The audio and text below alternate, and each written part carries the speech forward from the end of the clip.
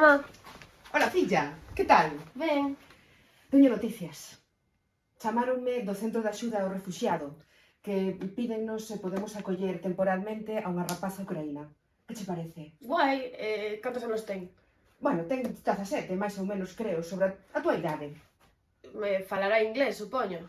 Bueno, non, ese é un dos problemas. Entre as cousas que nos piden é que fagamos un esforzo para que se sinta ben e que aprenda pronto o idioma, porque inglés fala pouquiño, castelán cero e galego moito menos. Ai, pois ese é un problema.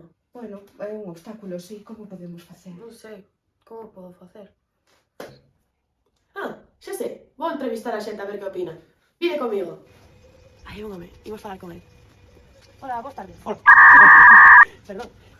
Estamos preguntando a xente polas rúas como integrarías ti a un adolescente estranxeiro na túa casa, por exemplo, sen saber que este non sabe nin español e moi pouco inglés. Pois déixame que pense. Eu creo que a través da cultura podemos facer algo. Eu creo que facendo cancións. E vostede que pensa? Oh, Lord have mercy. Interesante. E vostede como faría para facer sentir ben a un estranxeiro ou adolescente sen usar o español e moi pouco inglés?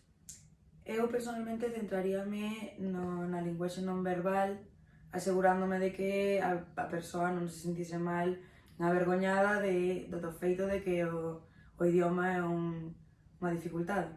Por exemplo, Sorrindo, dando apertas ou mirando os ollos, cousas do estilo.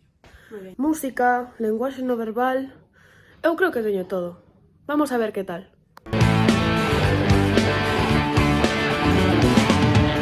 A una isla del Caribe.